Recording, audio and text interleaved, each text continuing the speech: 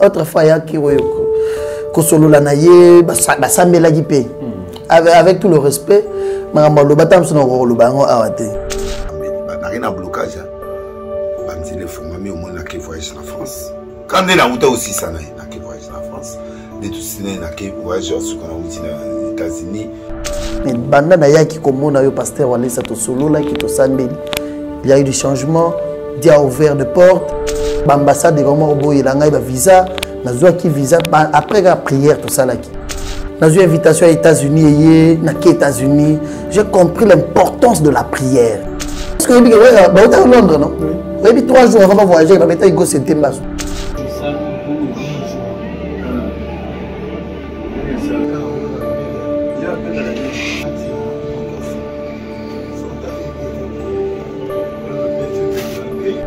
Ma collègue Liboyazo la kakola ibisi pas pasteur Olesa.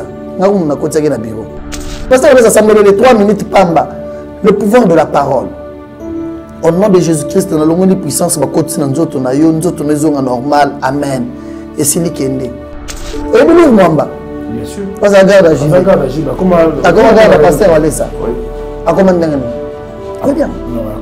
Comment que ce gars ne pas passer au samedi? Masu le col, tu as ce qu'on a mené moulai. Le col vimba.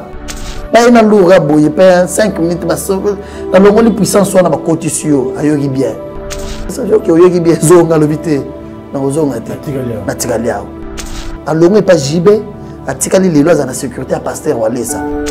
On s'en le combien? Pourquoi le matin, on s'en le combien?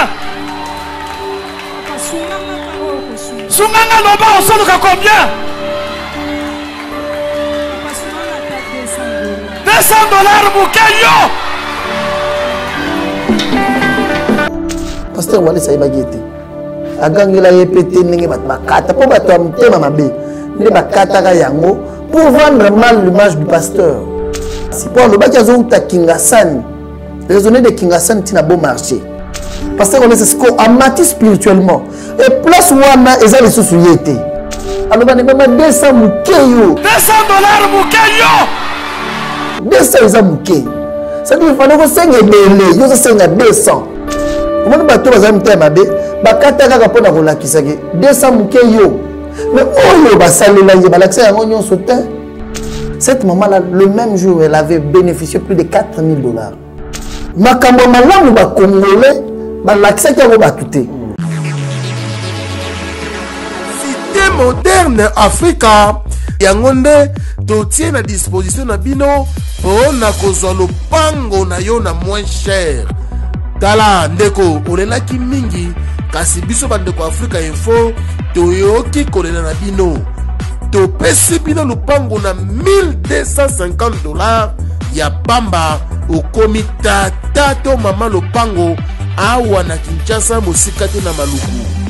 Référence ezali simple soki okomi na zone économique ya Maluku opusani muke okomona siège ya Vodacom mbala moko okomi na lupango na yo ndeko oza déjà na retard parce que bandeko nyonso baza kowelela awa kozwa lupango na $1250 ya pamba ezali vraiment gratuit koumela te benga ngai rapidement na plus 243 999 52 66 52.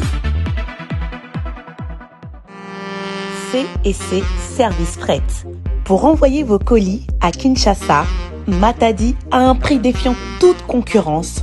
Une seule agence maritime, C&C Service Fret. En France, 23 rue Anatole France, 94 400 Vitry-sur-Seine. Référence SK Exotique. À Kinshasa, immeuble Beaumaillé Musique, 2 rue des Avocats, Limité, 1er rue, Funa. Référence en face de l'église du pasteur Wallo. Les départs se font 2 fois par mois par container. Paris, Kinshasa, Paris, Matadi. L'enlèvement se fait à votre domicile en France. C&C Service Fret. Au Tietembe, au Moniango. Bien-aimés dans le Seigneur, ceci vous concerne. L'église Source du Salut, en collaboration avec JC Diambileyi Ministry et Wafo Ministry organise une grande campagne d'évangélisation, avec comme thème « C'est par la foi rien que par la foi ». Samedi 1er et dimanche 2 juillet 2023. De 14h30 à 20h. Avec des éminents orateurs remplis d'onction pour votre bénédiction, pasteur Jean Bosco Kankou, le jumeau de Bruxelles. L'apôtre Jean-Clément Diambileyi, grand écrivain et conférencier international.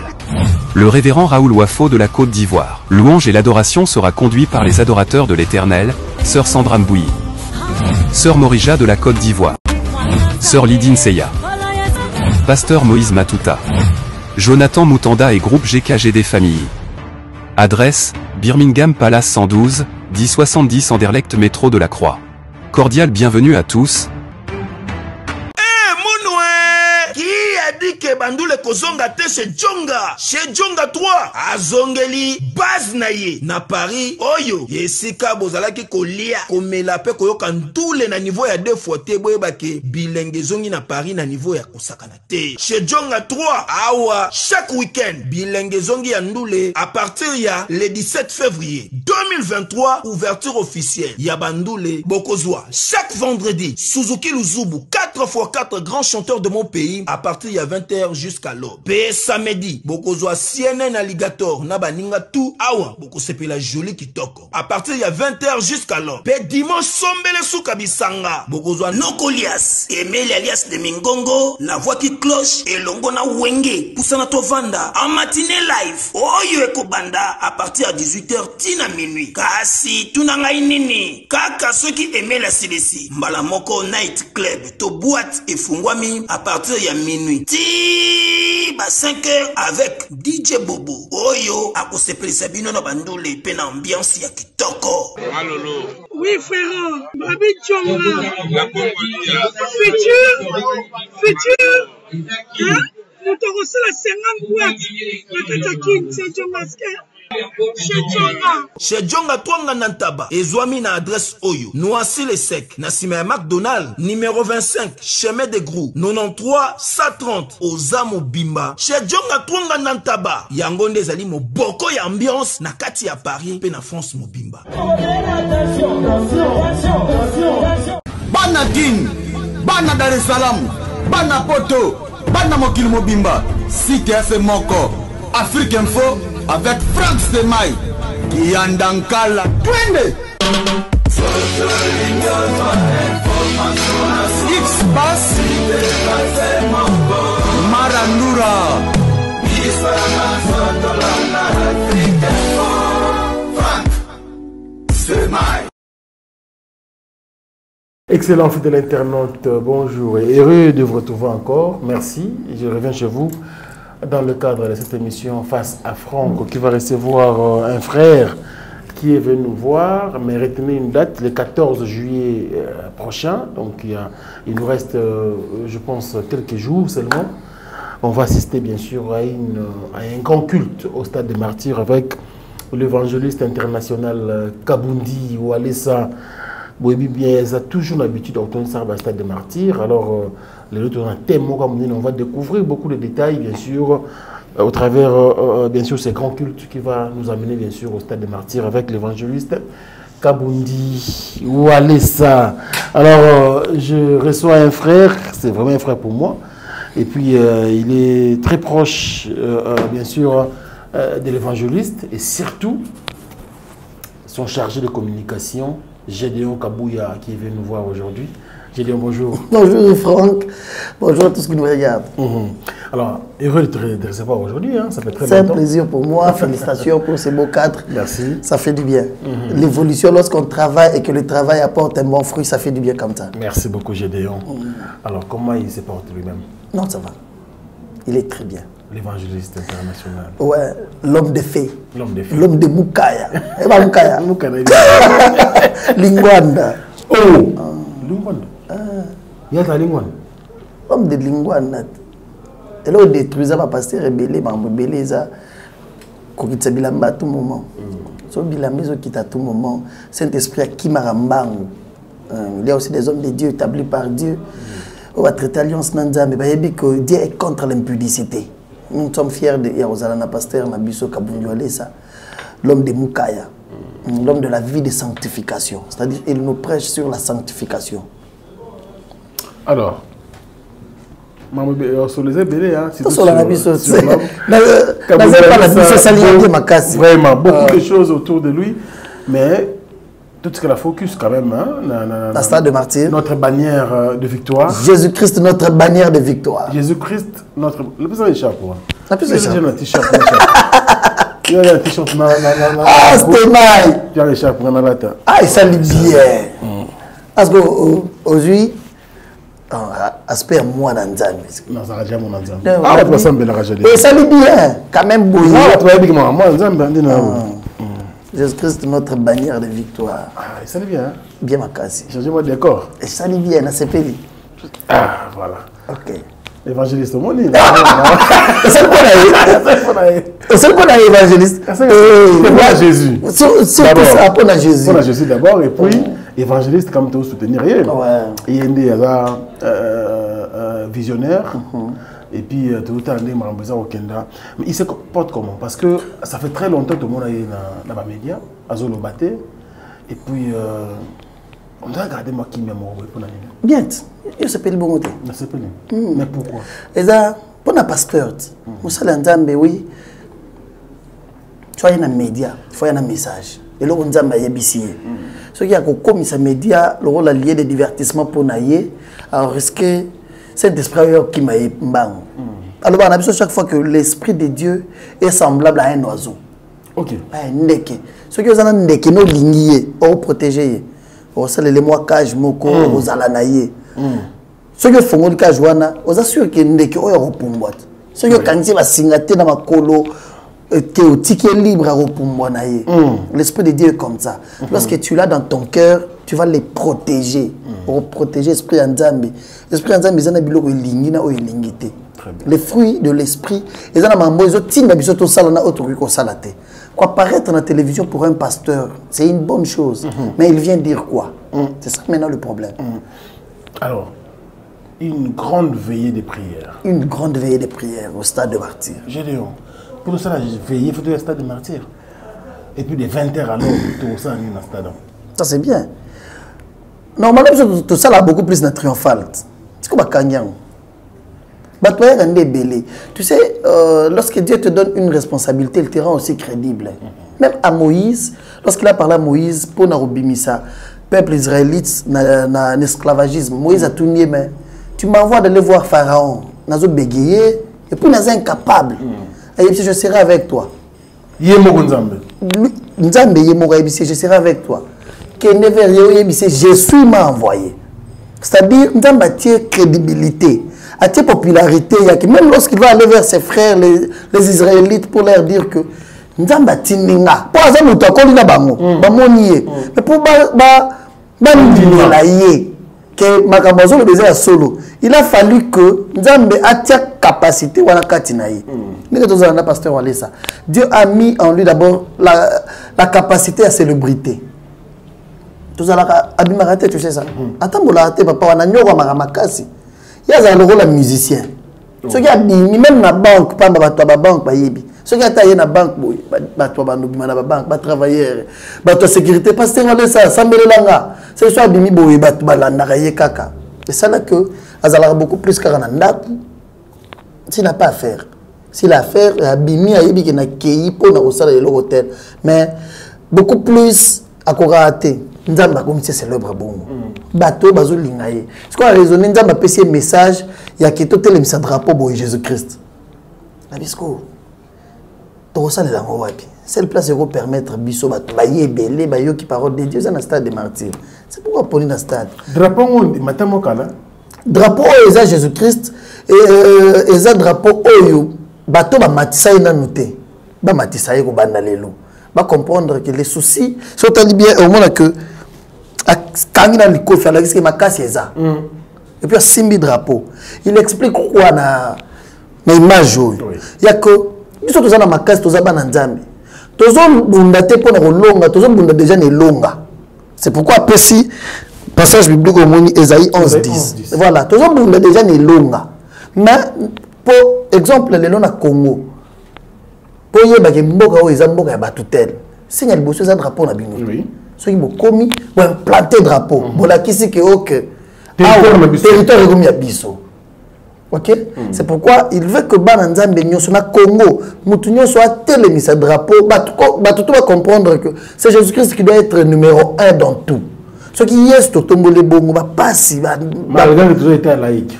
Quel que soit tout ce que nous pouvons être, le souci de l'homme de Dieu est que Moutounyo soit télémis ça y est sur la vie naïe. Tu penses que les musulmans, les lots, bon, par exemple, ils sont bazar. C'est-à-dire que tu as un état laïque, mais les antichrists, les lots, ils comprendre que non, Jésus est sauveur. Parce que la Bible nous dit un seul nom, un nom. Ça salut, c'est le nom de Jésus. C'est le nom qui sauve. C'est pourquoi Pasteur Olesa a un thème où Jésus-Christ, notre bannière de victoire. Jésus-Christ, au Bendele, na biso ya elonga. Pourquoi na stade? Parce que yo le stade va miser ba l'équipe mikolo l'équipe belé. Mikolo nyonso ça na stade la musicien. Et ça ko luka. Tu sais notre stade Tolwa qui a gestionnaire à stade Bayebi depuis l'année passée, depuis le mois de juin. De l'année passée. Depuis le mois de juin de 2022. C'est-à-dire tu y va pas programme à musicien d'en. Et puis aujourd'hui on a besoin de en octobre il fallait habiter. Non mais moi je te dis décembre. Nous sommes loi qui na mois de juin pour ça na juillet 2023. C'est-à-dire il y a un an passé au biso to loi qui déjà stade par rapport à la vision nzamba pesa qui pasteur Walesa. Période à otaki na voyage à Kenya congé na Canada, tant azonginda lobby na ba prière Dieu lui a dit qu'il faut biso nyonso to télémisa to kunda ba drapeau na bandako na biso spirituellement, c'est-à-dire mutu nyonso à comprendre que à part Jésus-Christ il n'y a pas un nom qui sauve. Alobi grandeur il y a vision à moni même pour notre pays. C'était quoi la vision moi briefing? Alobi a moni ma bangombe le vache na poto bangombe belé na mabele parce que mabele wana à chaque fois ba congolais surtout kenda kuna toke somba yango to pesi mbongo ba fini bango ba mabele wana titoyer nango de to utiliser na Congo parce que amoni bangombe na biso zalaki maigre nos vaches maigres comme minene comme bimisa mabele belé na Congo mabele bangombe comme na mabele belé maintenant ça fait que ba o ya poto mabele bandi ko tula ba ko bela bazo ko kate amoni ko ba mindela bazo ah ba congolais ba mesana ko zo mabele awa bazo ya lisusu te ba ko mizuela mabele na mboka na bango. C'est comme si bah, c'est pas l'état mindele. Et Dieu lui a dit le Congo est en voie d'être changé en tout. Mais il suffit que nous soit comprendre que Jésus-Christ il faut à l'école à Nyonso. C'est ça le souci de pasteur Olesa. Pour vivre le changement commence par le spirituel. Parce que c'est le spirituel qui engendre les physiques. Okay. À partir du spirituel, ceux qui te tombent liés sous, te commissionner numéro 1 à la vie na bisonyonso. Tu sais aujourd'hui que l'entreprise est belée à l'État. Au Landelara, il y a occultiste. Kala, occultiste, parce que la prière na bango, il y a na chambre, na douche. Et aujourd'hui, c'est partout à l'œil nu. Aujourd'hui, c'est partout. Facebook na bango. Voilà. Pas seulement ça, Franck Stemay. Aujourd'hui, nous sommes dans un pays où la fétichère, c'est vraiment la télévision. Pour ça, la magie. Or, Kala, les gens qui ont battu, ceux qui ont des camarades d'Anganga. Dans le quartier, ils sont suspectés. Ils ont des camarades qui ont des Nganga. Ils ont des camarades qui ont des Nganga.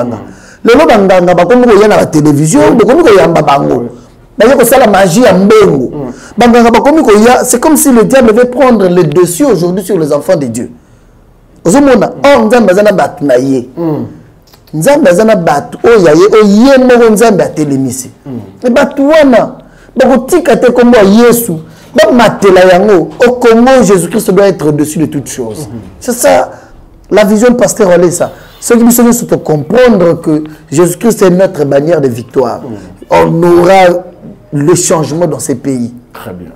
Donc vision wana de Tindibiso nous sommes dans stade. Le 14 juillet. Bangombe oyo et comme na mabele. C'est-à-dire les activités, émissions, il y a Franck Stemma et les autres tout à l'angle boy. Hier, ce n'était pas comme ça. Ouais. Demain, ça doit être plus meilleur que ça. Demain, il faut dans la site internet. Demain, il faut dans la télévision en clair. La télévision en clair. Voilà. C'est-à-dire, c'est ça la vie. Ce que tu ne pouvais pas faire hier, ou ce que tu ne peux pas faire aujourd'hui. Lorsque tu places Jésus-Christ au-dessus. Hier, soit pas mon âme moutate à Ngouba. Franck Stemma, Nangouba kaka maman tangisi bana na université. Bénéfice à combien maman ya mapa batangisi bana bana na ba koti ba université bana ba komi ba cadre na mbongo ya ndunda na mbongo ya Ngouba. C'est-à-dire dans tout ce que tu peux faire si tu places Jésus, la main de Dieu est sur ça, il y a l'évolution. La main de Dieu est sur ça, il y a l'évolution, c'est très bien. De 20h à l'aube. Il y aura quoi comme activité? Non, c'est une veillée, c'est un culte normal. C'est pourquoi moi je demanderais à Bato il y a un esprit à prière. Il y a des photos. La stade, il photo. Qu'on a plein, ça est plein. Ça pourquoi? Popularité, non. Non, mais la popularité. Stade plein. Total la paix à Kabundi. Naza posa Franck yoya kotala ya Kabundi wale sati. Naza posa ya Franck soki zoya ou yem esprit à prière. O samel o bosa mi naza journaliste fona za na micro na caméra. O check que c'est ma vie. À part qu'on a sabatu ka sala ki plein. Ozana marambo fonza mbasale la yo. Vous avez une famille. Ezana ba biso nyoso tozana ba famille, tozana ba il y a des fois de maladies incurables. Oh, les hôpitaux ne peuvent pas guérir, il n'y a que Jésus qui peut guérir. Moi, je demanderais, dans la attitude, il y a prière. Dans la musique, dans la concert, il y a férité. Dans la falité. Dans la posture de comparer, plein. La musique, c'est une bonne chose que nos musiciens aujourd'hui, héritier, ça fait du bien, relève la culture dans Bisso. Mais quand Bisso, de matière, c'est un moment de la prière. Tout à partout. Tout à l'heure, là, j'étais à l'église, j'ai vu une délégation, il y a France, presque 60 personnes qui quittent lobby. Il y a France. Ils sont en train de descendre. Je des vidéos ici, vidéo. De partout. Ces gens-là, ils banana bango. Tant soit 5 congés na misala. Pour une nuit. Une nuit, ok, na boîte de nuit. Au biniti, ok, il peut ça la kindumba aux malades. Une nuit. Mon tout ça décidé une nuit. Ici on parle seulement d'une nuit. Mon tout ça décidé dans une nuit, nous avons accueilli qu'on visiter. Moi je pense que dans ça là yango te na idée nengo lobi prophète de nous bonjour malinga mingi. Vous le dites. L'homme de la nation. L'homme de la prophète de la nation. L'homme de pétage. L'homme de pétage. Malinga mingi. Mikolo album besoin du afro pétage tantôt zerango. OK. Ah bon, oui. C'est album on a solo mais. Et ça album 14 titres. Ah, yo ça m'a dire nango. Tu vois? Mais la moi qui est un évangéliste bazala qui. Ah, ya kit. Aya romona ye autrefois ya ki woyoko. Kosolola na ye basambela ki pe. Avec tout le respect, makambo lobata msona lobango awate ou bien oyo ye elo retinaga ya romona ye. Moi j'ai de l'estime envers les hommes de Dieu. Ouais, ayaka ya romona ye basololaka basambelaka pe ayaka. Netia dernièrement mais quand on le baramba solo là, c'est pas important. Moi, briefing mouké. Le serviteur de Dieu, compte tenu, il y a des témoignages belés où na mona inga mokona batu bazu ba miracle na nzela na yi et pas nanga. Tango na yi na yoko kuta na prophète na senga signe pas nzambe. Na moni prophète ayamba inga. To sololi na yepsi ba problème nanga aye couper sangai conseil et puis à soutenir na problème na inango. Mais déjà avant cela, le prophète a soutenu 2-3 fois. Nous avons 5 été pour avoir un serviteur, un man, un barouillati, un nap. Un ticket à bon, un année, un bilon. Ah, oh, m'entendez, ni un goût, naïboui. Mais les bossos, il y a d'autres macasses. Mais bah, témoin, Joana, déjà, na celui qui a un bosso pour naïb, c'est qu'un jour, on a témoigné na et pas naïb. Tant on a commis, tout s'embellit. Maman père salarié, a bénir là, après. Aïpsinga ponga la redouté na muto apesa bato ba mbongo boye c'est ya muto makisi muto ba mutande nini wana oya zo kapla bato ba 10 000 ba nini tout ça est-ce que azo somba ba tout ça Zamba bisinga bité muto na Nzambe solo. Soutenir ye et puis azana clé en mboka. Nde salenga na komona ye to sambeli. Ba na rien blocage. Banzile fongami au moins na ke voyage na France. Quand on a outé aussi ça na ke voyage na France. De tout ciné na ke voyage au qu'on a outé na États-Unis.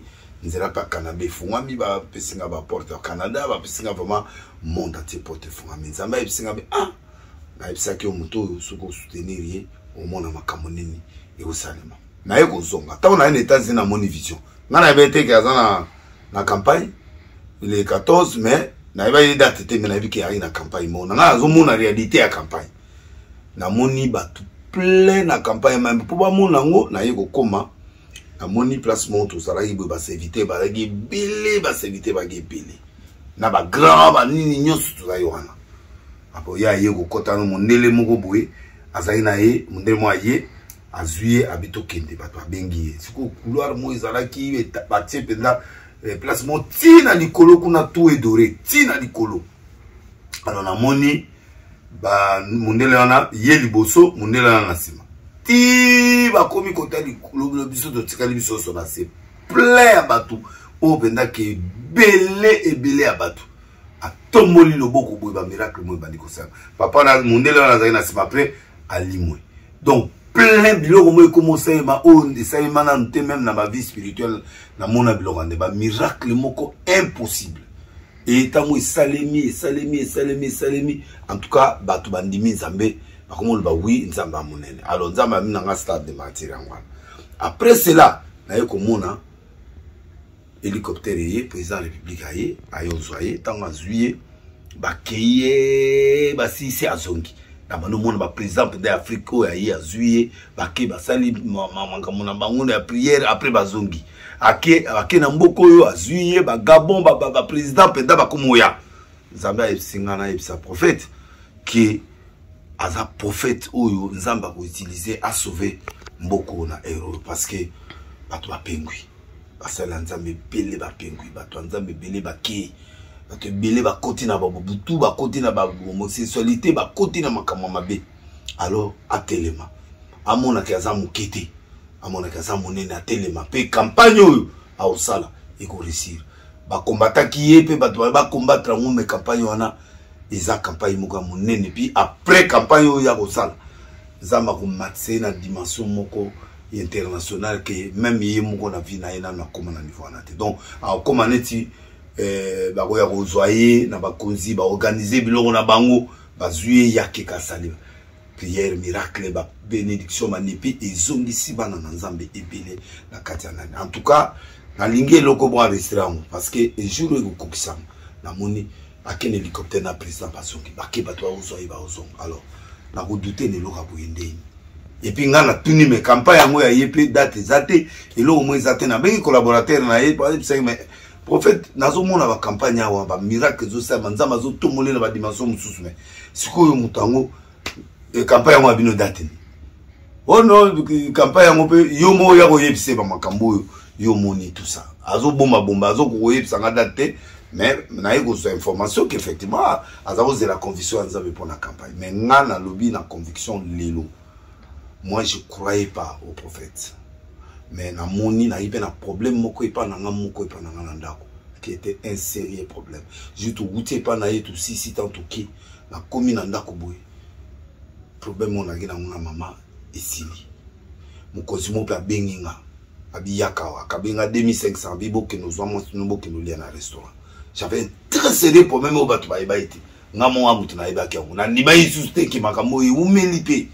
Qui est kozonga penza les zongi et puis Nzambe ayo kofungola nga la répéter loko ya afungola après tant to soyela ba porte o de loyo na komo respirer santé zongi biloko to zongaki alors des fois ba tumusu to zomona na miso bo moto ya malamuté il faut totala pe bande ko na miso na miso ya musuni ya musunité mais ya molimo et j'ai compris que ba combat musu to zo kana ba collègue serviteur ils allaient peut-être soupçon et ils allaient peut-être manque de discernement ou bien et là mon charnel lié ou bien aux croire dans côté peut-être ponga da retourner un petit peu ba 10 000 azo kabela bato azu ngwapi azo somaka bato asomaka témoignage oyo asomaka bato mais j'ai vécu moi-même que nana mutu moko nasenga mutu te pe na se confier que pas bato te mais nasenga qui est tout ça me la paix à prier et j'ai vu des résultats peu importe ce que les gens peuvent dire mais moi je crois quelque chose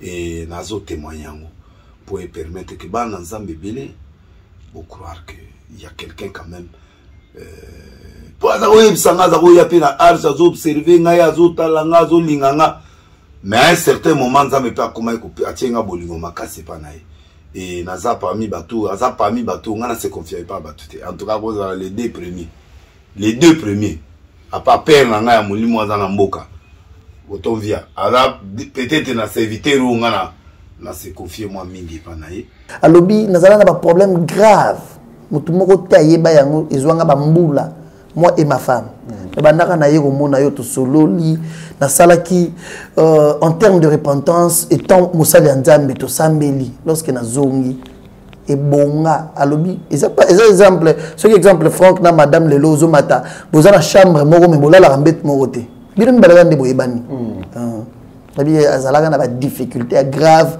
même to yebate mais banda na yaki komona yo pasteur Walesa to solola ki to sambeli il y a eu des changements. Dia ouvert de porte, nazui programme au Kepoto, ambassade de Romo Boy, la ngaïba visa, nazui qui visa après la prière tout ça là qui, nazui visa. J'ai même la vidéo. Il a dit nazui visa. On peut passer cette vidéo. Ah pourquoi? Azala déjà na YouTube. Non, azala déjà na YouTube. Oui, alobi ba visa ezwami. Dans une invitation aux États-Unis, aux États-Unis, j'ai compris l'importance de la prière. C'est-à-dire, c'est un homme de Dieu. Oh, mais le grand problème avec... Le grand problème avec nous, Congolais, où beaucoup de serviteurs de Dieu ont de ne pas reconnaître la grâce des autres. Papa Coutinho Fernando, un homme de Dieu. Mosala nzambe asala na mboka oyo zo ba problème à côté prison tout ça mais c'est papa là il disait à maman Emi bengilanga Walesa asambela to sambela bengilanga Walesa na linga kata no yimba banzembo ya chiluba zo adorer bongo aya to sambela maman Emi est vivante papa Coutinho est là ce sont des hommes de Dieu. Basala mosala nzambe bien makasi basala linzambe mosala bazo continuer ko sala nzambe mosala mais ba reconnaître peu grâce les qui na bango azana. OK? C'est normal. Et ça va na terrain, ba joueur ba betara équipe betara na 11 joueurs, gardien na 10. Chaque personne a sa poste na yé. Mutunyoso. L'objectif est la équipe est to gagner match. Au moins na ba sala effort ba yebi que rôle ya 9 à l'arbitre. Ba tunyo so médiateur ba sala effort 9 na biso. 9 na biso Congo zanan. Bakambu par exemple.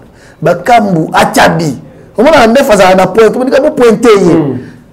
Mais les lois sur la nzambe tout va comprendre que mon salaire nzambe est un service de complémentarité parce que biso juste sont composés comme numéro 9 numéro 9 nzambe yemoko muto ayebi est-ce que biso doit un thermomètre te il y a une phase à la 8 à la 7 non mais là biso va pas un ministre de défense le gouvernement de Jésus-Christ que tout le monde a sport tout le gouvernement il y a un ministre ça Jean-Pierre Mbemba ya lola siko de 20h à l'aube. De 20h à l'aube. C'est un culte. Il y aura beaucoup de programmes. Tu ressembles les musiciens Bazali, Baroyemba, Mutozoya, Otigibana. Ouais, Van.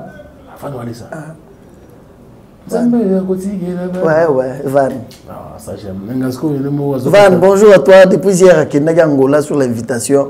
Yanze Babilaka, ils ont bêta partout. Il y a un Bilaka Van, tu vois, Yanze Moussous, mais ça y est. Angola, c'est-à-dire devant Dieu, il s'oublie. David dansait pour Dieu, roi. Si vous avez quand même pu votre raison, allez sur Zata bourgmestre. Mais il bosse en Zambie, il bosse en Ngaza Walesa, Naza parents, Naza grand-père. Tant sous moi, $10 à tout moment, il bosse en Zambie, tout est vanité. Il danse à l'homme là. Et lui, madame son épouse. Nzamba sala bien, après ça y est une femme exceptionnelle. Et bien, pasteur Rebélé, et là, comment tu es bien net, tu as mon salam nzambe au bali moi si malam. qui t'accompagne.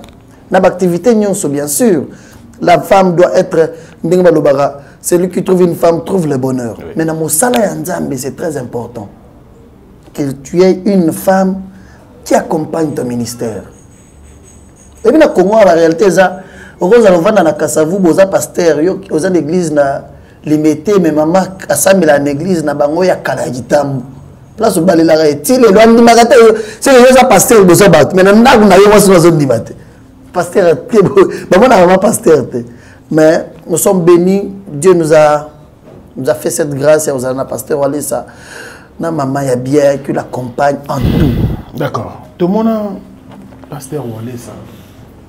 Vraiment que mon qui est presque à genoux. La maladie Covid-19. Covid. Allah la poto. Ils ont rampé. Est-ce que vous allez fier de l'eau qui est dans la situation où il y a Michaki, qu'on va le poto, risque de soit à Kiwana et Botango. Vous allez fier ma casse, même vous allez fier. Parce que, le moment qu'on a les Bouma, à se poser une question. Oh, comme tout le monde attend la télévision. Oh, Corona est bien bandé la Chine. Oh, et le monde a dit côté Europe. Parce qu'on va dire que le monde a n'est pas trop koufa. Alors non. Mais ça, ce qui nous a télévision, c'est malade, c'est possible côté la pétition à Congo. C'est un poto. Bazana ba tous les moyens possibles d'empêcher la maladie. Tous les moyens possibles de te belé, attends ta mort na mort te ebigé, attends na prison. Attends il mort à l'état. Au monde a 5 mois mikolo zo bela ki zo soin na poto. C'est que na poto nde bazo ka soin bien. Mais ba corona bandi ko boma na mukuna. Ce qui soit et continue na Congo na Kinshasa précisément oyo. Toza na tiangu ba te belé bongo. Tani ba to kota ba mataka na ba bise belé bongo. Parce que on laisse ba na osambela. Alors puis non. Na yeba d'abord source ya maladie. Dieu ne peut pas accepter que Batouba Koufa ait un désordre, ce qui cause les athées. Nous avons dit que Batouba Koufa, nous avons Kokunda Batouba millions. Tout à l'heure, la vidéo en Italie, le milliardaire, à quoi bon nous sommes incapables de se faire soigner plutôt. Parce que nous avons Sambeli. Nous avons dit ici que Batouba Zamosika Naye. Batubele, tala les locaux bomane comme facile. Ba continue ndako ba violer moi si ba violer moi na ba botoli mbongo. Ole ba kende ba bomi na yo. Lelo ba PD. Tina ba pasteur. A monter le boso ba tola tiveste solo libia mais yebi ka sala ramisala mabe. Besoin entraîner ba tubele, ba lesbien n'est pas na journalisme biloko ekoti. Na théâtre, na activité nyonso na ba banque oyo mona, na ba service ya ba communication oyo, la showbiz régner makasi. C'est-à-dire les gens sont loin de Dieu maintenant. À l'époque il y a Sodome et Gomorrhe on dit batumbara mboka. Alors dit non. Parce que on laisse lobby lorsqu'azo sambela nzamba bandi kotali ça y est comment batu bakomi na bolingo ya mbongo koleka nzambe. Dans des églises il y a des stratégies ya go bako ba panier sortir de l'argent. Batu bakomi ba pona mbongo ko bomande ko na yo moko. Pona mbongo. Alors dit batu comment est-ce que batu bako linga mbongo boya nzambe. Et Dieu a fait descendre sa colère sur le monde. Parce que les gens sont loin de lui. Aujourd'hui, les occultistes, c'est bon, la télévision. Comme la page Facebook, c'est-à-dire, le diable est en train de battre record par rapport à Bananzambe. Et c'est pourquoi Nzambe a salé qui a mot. Pour battre mieux, ce besoin que ça m'a bolongo na bango panaye. Vous avez le message, et maintenant, il peut y avoir corona parce que vous savez que le banabiso, Nzamba le biso, nous stockons dans ma bolongo. Et comme c'était lui le visionnaire, Azo Sam, la côte à la maille, on a poto, à niaï. À côte à la maille. Les bossons n'a période à Azo Van limité. Et ça, le bossons, le pang, Azo Sam, la zaine à ma prière, Nazo Biman, à Kongulu Mati, à mon maille, on a le vision. Que tout ça, à un moment où Bazak, au tiers, qu'on pompe, qui s'y na banzela, tout ça, dans le confinement, il y a le bina défier maladie. Le rôle de la lobby que les maladies à main sale, tout ça, comme ça, on a compté à la saleté en mot, pour faire voir que c'était spirituel. À Sambela. Abela a plus d'un mois. Après une vidéo. Je te dis. Azuka a pota. azoka ba pota na ba genou na ye abela azwa tala mokusa original wana. Ah bon? Batela ba biloko wana ba désinfectant ba détergent na ba mai soki combien de fois chaque jour mokusa makasi po eza nzoto eza spiritualité. Il y a côté qui est spirituel. Mais ce que la spirituelle est sili, nous devons pas subir. Nous devons pas subir parce qu'il y a ça spirituellement. Je te dis Franck, pasteur Wale Saningazana résultat des plus importants. Alors tu as presque pendant 8 semaines.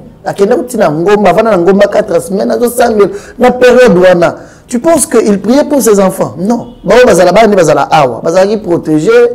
Nous avons protégé. Non, distance, tout ça, mesure, mais il priait pour le monde entier par rapport à ce qu'il avait vu. Et puis, degré à maladie. Dieu m'a dit, Corona, ils ont dépouillé. Les pouillons, la force de la maladie. Ils ont et tu as la maladie normale, la tout, simple tout. Tu revivre en ango, tu as une maladie, tu revivre en ango. On a Covid, je vis de pasteurs passer à la télévision. Alinga babez, Corona na poto kutuba Donald Trump a quitté. Il y a la ça le Corona et le sous le moment où on a poto zobuma. L'homme de Dieu a dit ce que Dieu lui a dit. Dans le moment Corona zobuma kasi partout dans le monde. Mais pasteur le salobinza mais il tu revivre en ango, mais tu as le rôle tout. C'est-à-dire son moana, le franco qui est dans l'hôpital ba kanyona Corona. Ozongi na ndagu na yo, au vivre yo, ozu ba kisi yo qui bien. Nous avons quarantaine. Mais bien on est ici là. Dieu a accompli la prophétie de son serviteur. Aujourd'hui, tu sais bien que tu es couronné à la garate pour voyager, ok, il test et tout ça. Mais tu comment vivre dans notre bien. Somme on est ici là. RTNC, n'a pas nous banga yango. Qui n'a pas connu son coma, nombre de morts. Nombre de morts, les communes atteintes. Ah, on m'a dit où tu vois. Mais aujourd'hui, et là, comme ça, nous toujours vivre. Corona, mais puissance, et le maladie sous terre, maladie normale. Très bien, tu évolues, mon qui jeune de Konanga Gédéon. C'est vrai. Nous avons ébélé, nous avons ticket langatana. Il y a ma remousé, remousé. N'a pas parlé de ça, plusieurs fois. Non, c'est. Mais n'a pas eu mon meilleur coca, ça va vous permettre. Les camarades, maman Yandunda. Maman Yandunda. Moutolanzambe. Parent qu'il est. Ok. Un homme marié, Azana maman n'a dit sur l'anda. Maman Angèle. Papa me ça. Azana bana 10 na maman moko. Bana 10 na maman moko. Banda bana osala nzambe. Très bien. Yena ona bana biso. Aloba ku na bana na yabi. Bo manzambe oyo banda na yebi maman na bino na yebi bela moi c'est mon sousouté. Tu vois. Cette déclaration là aujourd'hui n'a pas pasteur ça c'est bien. Très bien. OK. Un bon témoignage. Maman ya batou. Pour que maman il faut gagner là. Est-ce qu'il faut bousculer maman on a une pauvre? Yozo luka combien? Loba. Yozo luka combien? Oko koloba te loba yozo luka combien? Sunganga loba yozo luka combien? $200 Mukenyo. Dame, c'est vrai. Jusqu'à aller au niveau, il y a secoué. Vidéo, il s'est là autour des réseaux sociaux. Et les gens étaient choqués. Ok. Et ça parle bien. Est-ce que ça reste spirituel? Est-ce que le pasteur est émotionnel? Est-ce que le pasteur a Moutoumoro? Mais quand on remet la mission, quoi, merci. Tu sais, cette histoire de Maman Ndunda, je pense la presse telle que la communication, ils ont ça les malélos. Les gens ont la communication assise. Ils ont des journalistes, ils vont récolter information, traiter, diffuser. Ce qu'ils appellent les lobbies, ils ont un impact mingi, ils ont un buzz. Je pense que tu es d'accord avec moi. Ils sont sensibles. Ils vont s'intéresser à eux. Batebele ba risquer pas ça la lisumu ya ba makambo wana pour ne pas bien kolandela ni les salemaki. Lisola maman Ndunda. C'est une maman, on la connaissait pas. Pasteur Wale Saïbagi était. Agangela yepete ndenge bakata po bato amtema mabe. Ne bakata ka yango pour vendre mal l'image du pasteur. Oh, c'est la non, c'était lui. Je te relate Ningo Sengit. OK. Maman Ndunda za l'église n'a vu chaque dimanche ce que oui au kutako batwate karababilo ko libanda wana parce que c'est un dimanche batuso ko ta culte un mini marché ça les barawana maman Ndunda zo ya ko teka pendunda na yebiso to yebiete le pasteur liboso azote ya lobby oh muto moni vision ye a lobby amoni nzamba zo l'accès muto moko libanda yango bimaka ke mona muto wana ce que batwate bien vidéo na mona ke pasteur abimi libanda baluki amoni muto te abandi ko zonga. La maman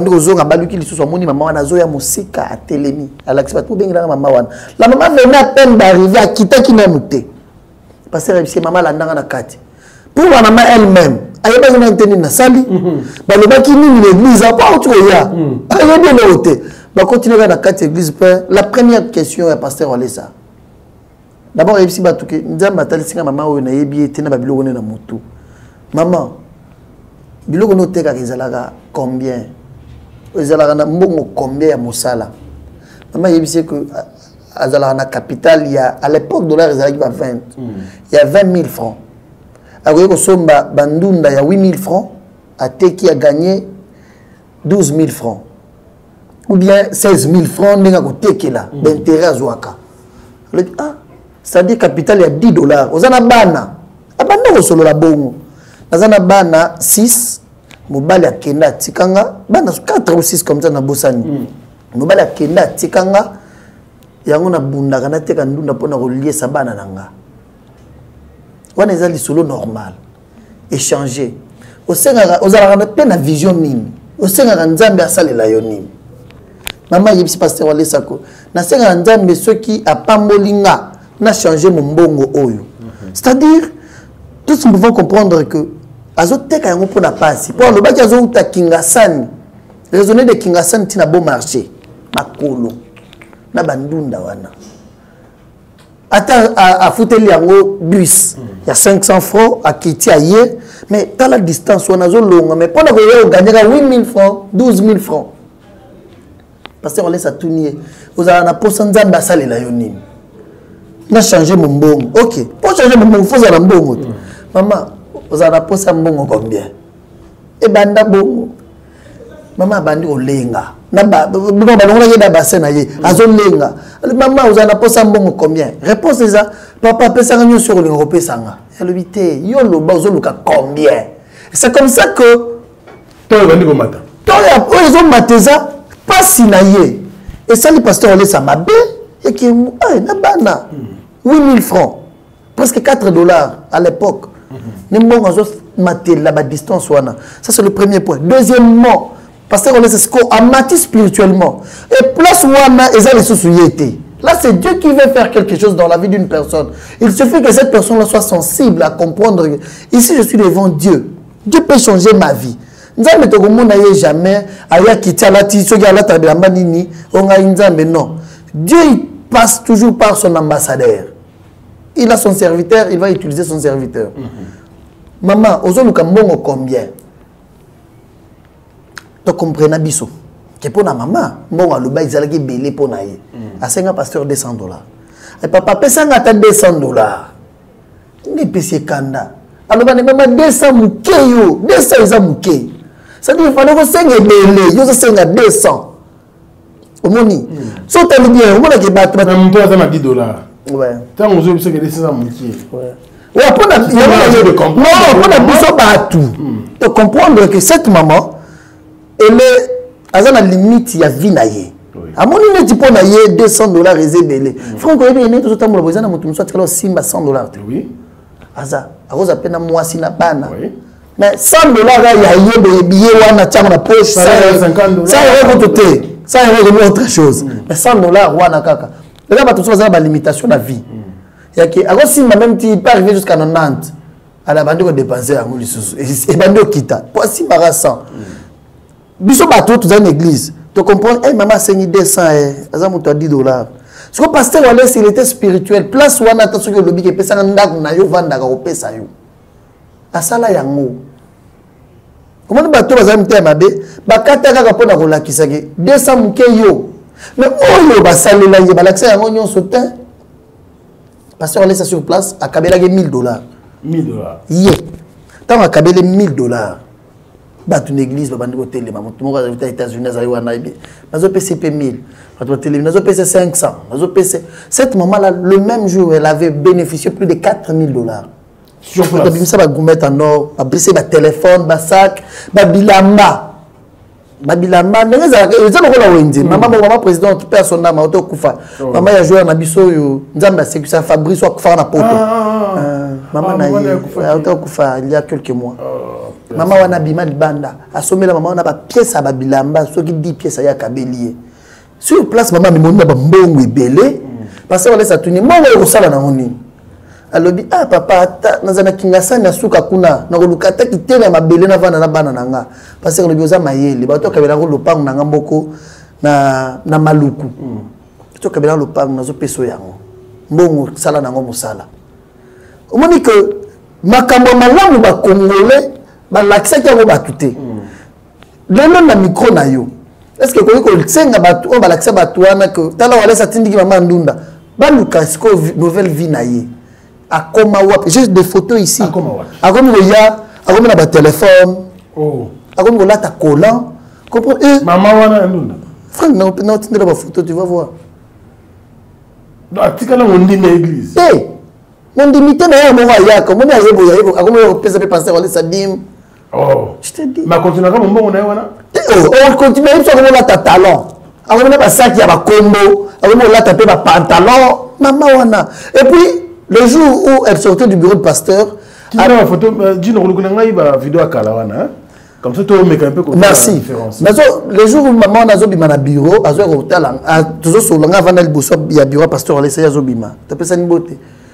Bon, nous on a celle-là, on a ça moi, monsieur Belema la période, on a tout ninga. Eh papa, vous êtes bien? On binga habité. On a maman ndunda, jeune fille, a kanisuki. Ah, c'est-à-dire pauvreté comme on y s'amoutou.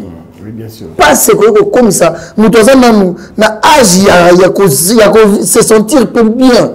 Mais pas c'est comme si colo. Cette sœur là elle est une jeune fille. Azongi nazo peso batata la ndinga komi. Akomi ya lati moi pantalon na ye. Dieu a changé sa vie. Bato basala ki bezi ya tindiki ye. Par l'accès à tout que Dieu est capable de changer la vie d'une personne en un clin d'œil. C'est pourquoi je te dis, et ça n'a pas une nuit, au côté de Benito, mais la biso et la libanda. Est-ce que ça nuit à Ozun, di mama Lili, na présence. Comme on a toujours un amambé à veiller, mais quand on a un pasteur Wallace. Babimisa yi muto babeuse, hein, trop de limbisa trop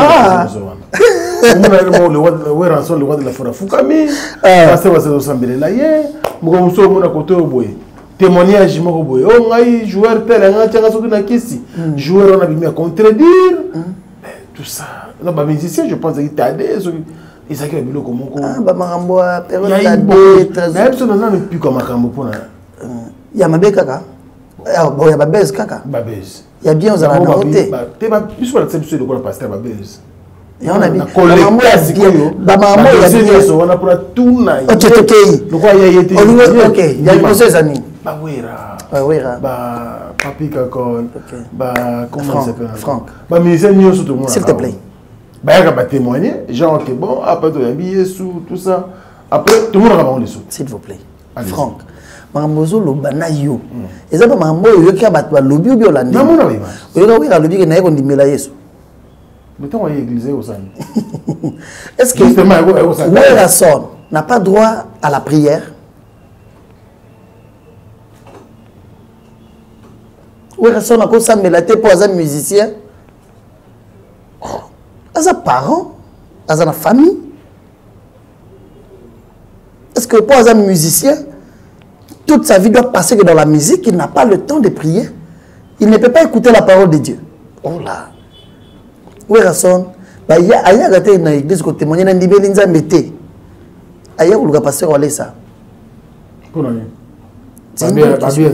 Moi, le bon pété, il y a un peu de Il y a passé relais ça. Tu parles bien avec Werrason, tu le demandes, il te dira que chaque fois que tu as passé relais ça, beaucoup. Hier, tu as passé passer relais ça bon. Vidéo moi état circulé dernièrement aux États-Unis, bah soumis passer relais ça va serviette, ba ketch ayo tikla na ndako. Tu regardes. C'est pas mamba ba lobaka. Tu vois? C'est mamba ba lobaka. Ba tuana ba mona loboko ya Nzambe. Werrason est venu voir le pasteur relais ça pour ses problèmes et les problèmes de son orchestre. Pasteur relais ça sambele la ya zana mutaye moko. Kitambala à Koufa. Kitambala. Ouais. C'était le dossier là et là et tu as un contact n'a pas ça. Sambeli aya komonaye. Après il a compris la nécessité de bandi. Ah pasteur.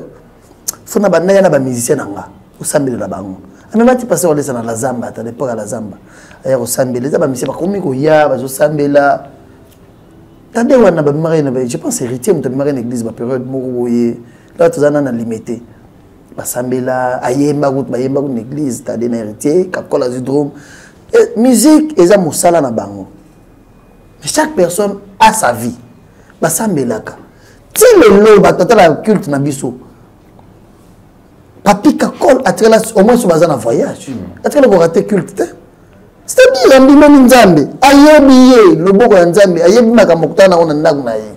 Solana yambega papi kakol ko solana na musique te tout le monde ko pa wale so koma wana ndenga ninti lelo il va te dire okamwa makamwa mona ba témoignage ya makasi soto na mutu ne mikolo bambi ba photo ya pasteur wale so tambola bongo il n'a pas honte ya kingaza musicien ba mona ngai il a dit musique est un métier ngaza mwana Nzambe Rio ko na mona ka samela alela ka dernièrement na mutu za prière moko. On peut passer ça c'est gosso parce que ça me rit aux les lati après aya longo azana montre longo li montre après si pasteur azon là son azota là après na solo liné singa tina zo que le monde est rien tout est vanité n'est pasteur azote ya nazo yoka bolingo Nzambe zo matanga so na ki posa na pesa loko ya bien et loko cher na zala ngeza ki montre pour na zala $100 na poche mais montre zala ya cher na bina pesa ta pasteur montre bato wana nyonso mona bayaka ba o ba kimi ba kokite nde ba tutozo sa la campagne bazongela nzela Nzambe bazana ba problème bango nyonso ozomona ba yaka batika li bandimi ba moni bazana ba témoignage apa maman la ba o ba te poudre ba te le ba musicien cela na yeka ma vie chrétienne na bango oka ke bazana ba témoignage. Exemple, je vais arriver. Ma comédie peut vendre.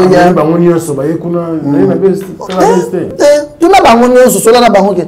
Ma personne ne m'a pas passé. On laisse pour retirer la pandémie. Tu n'as pas. Tu n'as pas encore envoyé Bissayo. Que bango par contre lorsque Bayaka, je te parle de papier qui chaque jour. Et puis pasteur de le baki que ceux qui ont la Bible te retient offrande. À mon vidéo, moi tu vas circuler. Rome na kakol. Matumuna, bonjour Matumuna. A ta Bible, Dieu c'est avant offrande à la Bible. On a dit, tellement, kakol, comme ça, Bible, beaucoup d'exemples étaient. A tout dit, la Bible, on a dit, on a dit, otangaka. Le petit papa, tu as appelé moi, tu as otanga. Mais au moins, le pasteur a dit, ça dans la Bible, ça l'effort, il reçoit ma Bible. Batouana, les lots parmi les musiciens principaux dans Bisson église. Le fils, mais chaque mois, on a besoin de papier kakol, les musiciens église dans Bisson. Ayemba Rawana. Ayemba Van, Ayemba, il est intercesseur, il modère même le culte. Ah ouais? Je te dis, mais chaque mois on a papier kakol, amobera kaba culte. Comment on a vu la face à musique té?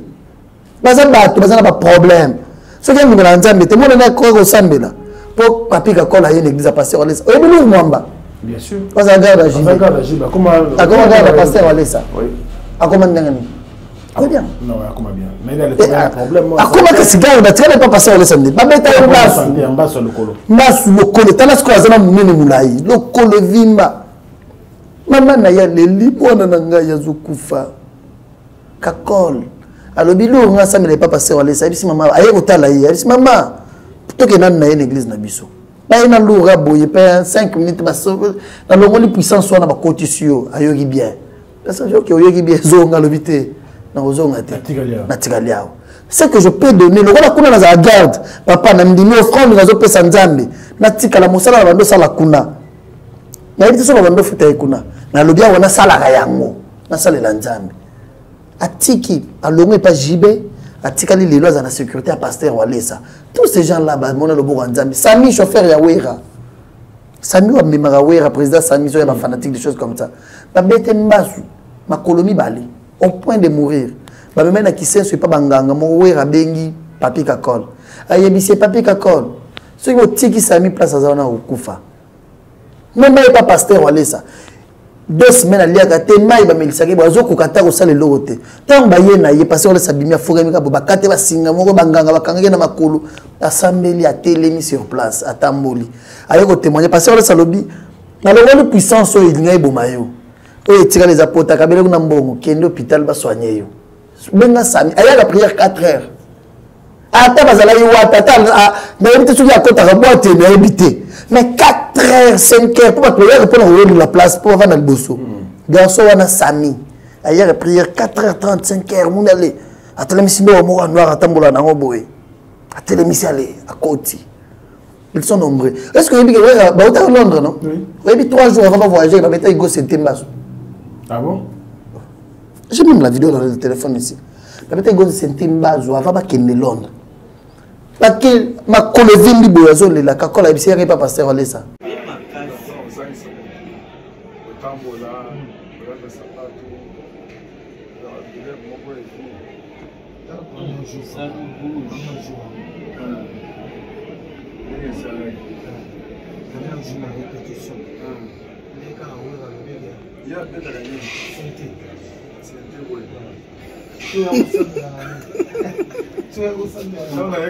Azali, événement tout il est calé Azali.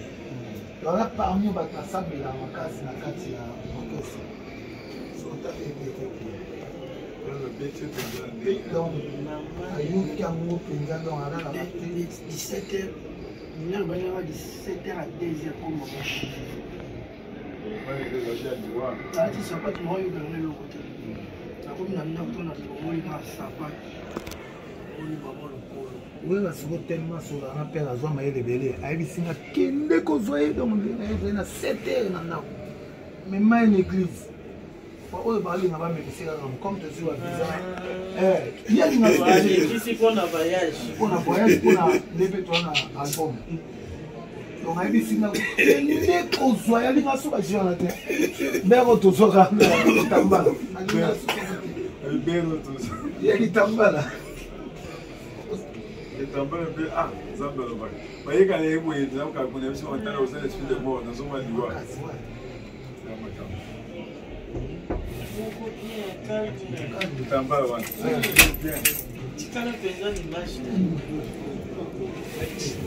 Papa, yo pour ma foi la simba, ça va simba. C'est mon doigt qui se met. Doit casser là.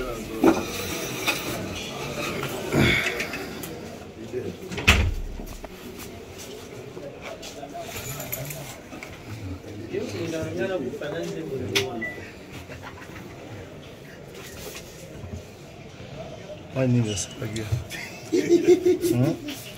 Ça tient ma boque au simba gueule. Tiens, tu sais moi tu. Oui, ça est. Pas prière que voilà pourtant ils ont la carte. Ils ont la carte. Ah. Je pas chercher que la carte, je suis pas ma carte la carte.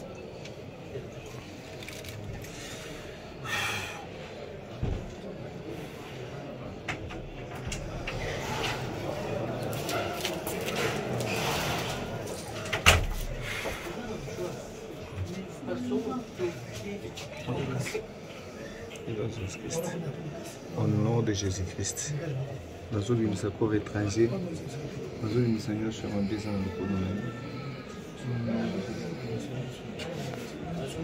Au nom de Jésus-Christ, nous avons déclaré que nous sommes immédiatement au nom de Jésus-Christ. Nous avons un corps étranger dans la carte. Nous avons le bon qu'on a se manifester, vous allez bénir au nom de Jésus-Christ. Amen. Quel était pas Bernard, on va pas contrôler l'esprit. C'est quoi le cas? On a côté na bureau. Na côté. Il faut pas voyager mardi, ba beti mbasu samedi, ce qui samedi. Ba beti vendredi, a remarqué que samedi ndé le colovimbi go senté. Dans la côté parce que ça s'améliore les 3 minutes pamba. Le pouvoir de la parole. au nom de Jésus-Christ na longo ni puissance ba koti na nzoto na yo nzoto na normal amen et sili kende ali kende a matière avion ba Londres azabia zotambola bien aujourd'hui tu vois tous ces gens mais il la biso ta ozomona il sentait ailleurs il avait un problème assemblée lié abiki accueilli assemblée na biso te ba mission mona kawana bazaba to mona lobo wa nzambe bayaka bango par contre bango moko nde ba mimona ka redevable pas pasteur Walesa bien mon pasteur ce qui a que il y a sombele montre il y a sombele pantalon ayena mbongo ba pesa kaye ba ba lingi nzambe batikali ba bazana no mo trop likolo nde mon le loyer lobiaye a boya roya biso tozolanda bango kaka tozoteya bango balinga Jésus Christ tozana bango ebele na stade des martyrs tozana bango ebele na stade des martyrs la date retenez bien la date le 14 juillet prochain donc est-ce que dans quelques jours ici il y a vacances na kin kanga pe date oyo par exemple programme na Kinshasa so yo somba lupango yo ça le comme important alors kanga pe le 14 juillet oyo na 20h ça veiller na stade de martyrs va pas de sécurité ça va pas so na moi tambola na yo mais ceux qui 19h 18h30 19h on va être on pousse non quand c'est dérangé déjà na triomphant on a veillé on a battu na 7h bando ya 7h veiller et na ina kangi la place bon ouais ils ont na stade bakiti ça quand même na munya ke makasi na teso to sala ndenge nini mais battu ba ya ouais nous avons déjà pensé à ça. D'accord. Nous sommes passés à la fin, je dirais. Il y a tellement de choses à dire, mais le temps, c'est le temps aussi. On doit terminer cette émission. Merci. Nous avons honoré Bissot.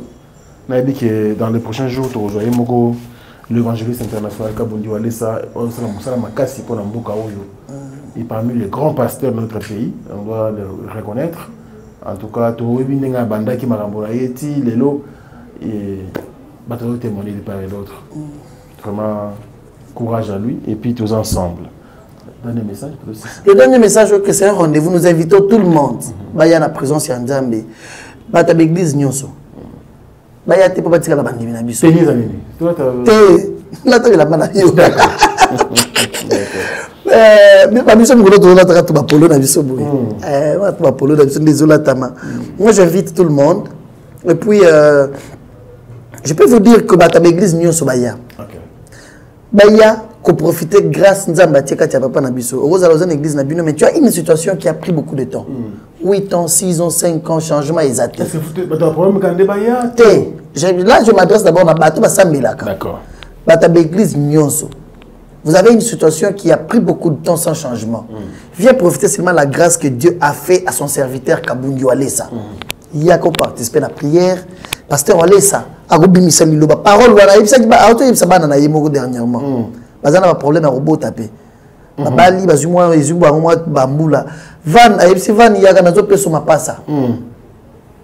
Lekine trésor aye pasteur trésor. Papa pesa na pe mapasa bi le rôle aux violents profiter de la bénédiction grand frère non na peso pe mapasa. L'église je vous prends un témoin na pesi ba no mapasa en 2019. Awa na 2023 ba onyo simbale ba otubuta mapasa. Ou à bout en janvier, ou à bout en mars, en avril, bananaï moko biologique. C'est-à-dire la parole là engendre le mariage, la bénédiction, le travail, la stabilité, la santé. Bon, il y a d'abord les chrétiens. Bato ba sambe la gamin. Aux la situation moko e umeli. Bon, il y a pasteur Walesa ko sambe la pour na biso. Nzambe ya lola. Jésus-Christ de Nazareth a changé ma situation na biso. Lobi na tongo ozongi l'église na bino. Mais bandimeli na nzambe te tozobenga bango oyebi bato oyebi ndeko na yo moko aza kuluna oyebi ndeko na yo moko azo enlever bato oyebi ndeko na yo moko aza na vie ya péché asala makambo mabe azosala bakisi kindumba baya bandimela Jésus-Christ bakoma pe sauver na biso nyonso Yesu a sauvé biso parce que laisse mikolo azopesa biso exemple ke ngai moko nazalaka païen bateyaka ngai mpe na ndimela nzambe tala lelo na nzela na nga ndenge nzambe azala kati ya kopambola bato peut-être na nzela na yo na nzela moto azotala biso andimeli nzambe te na nzela na yo ntango kondimelaka Jésus Christ Yesu akosala no makambo ebele boya tosambela ensemble eza na stade de martyr porte ezala déjà ouverte na ntongo toutes les portes seront ouvertes déjà le matin. D'accord. Et permettre à bato nyonso bakota de participer dans ces moments intenses de la prière. C'est ça.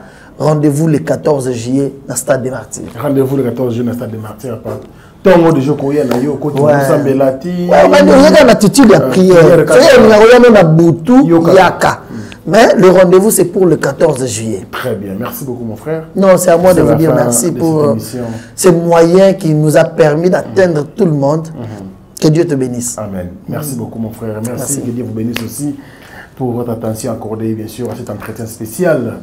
14 juillet 2023, Stade des Martyrs, avec l'évangéliste international et pasteur Kabundi Walesa, l'homme de Dieu. Merci également à l'équipe technique. Gino Massampo était avec nous. Merveille Mampouy également. Quant à moi, je vous retrouverai prochainement, bien sûr, avec un plaisir, mais sur la même chaîne. D'ici là, portez-vous bien. Et à très bientôt. Au revoir. Cité moderne Africa. Yangonde, totie na disposition na bino. Ona kozwa lopango na yo na moins cher. Tala ndeko, olelaki mingi. Kasi biso bandeko Africa Info.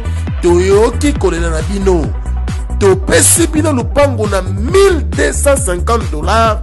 Ya pamba okomi tata to mama lopango. Awa na Kinshasa mosika te na maluku. Référence ezali simple. Soki okomi na zone économique ya maluku, opusani muke okomona siège ya Vodacom, mbala moko okomi na lupango na yo. Ndeko, oza déjà na retard parce que bandeko nyonso baza kowelela. Awa kozwa lupango na $1250 ya pamba ezali vraiment gratuit.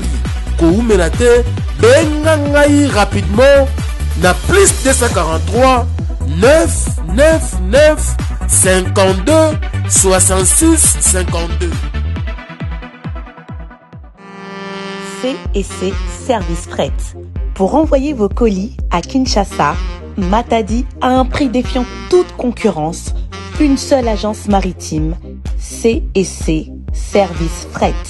En France, 23 rue Anatole France, 94 400 Vitry-sur-Seine. Référence SK Exotique. À Kinshasa, immeuble Beaumaillé Musique, 2 rue des Avocats, Limité, 1er rue, Funa. Référence en face de l'église du pasteur Wallo. Les départs se font 2 fois par mois par container. Paris, Kinshasa, Paris, Matadi. L'enlèvement se fait à votre domicile en France. C&C Service Fret. Au Tietembe, au Moniango. Bien-aimés dans le Seigneur, ceci vous concerne. L'Église Source du Salut, en collaboration avec JC Diambilei Ministry et Wafo Ministry organise une grande campagne d'évangélisation, avec comme thème « C'est par la foi rien que par la foi ». Samedi 1er et dimanche 2 juillet 2023, de 14h30 à 20h. Avec des éminents orateurs remplis d'onction pour votre bénédiction, Pasteur Jean Bosco Kankou, le jumeau de Bruxelles. L'apôtre Jean-Clément Diambilei, grand écrivain et conférencier international. Le révérend Raoul Wafo de la Côte d'Ivoire. Louange et l'adoration sera conduit par les adorateurs de l'Éternel, Sœur Sandra Mbouyi, Sœur Morija de la Côte d'Ivoire, Sœur Lydine Seya, Pasteur Moïse Matuta, Jonathan Moutanda et groupe GKGD Famille.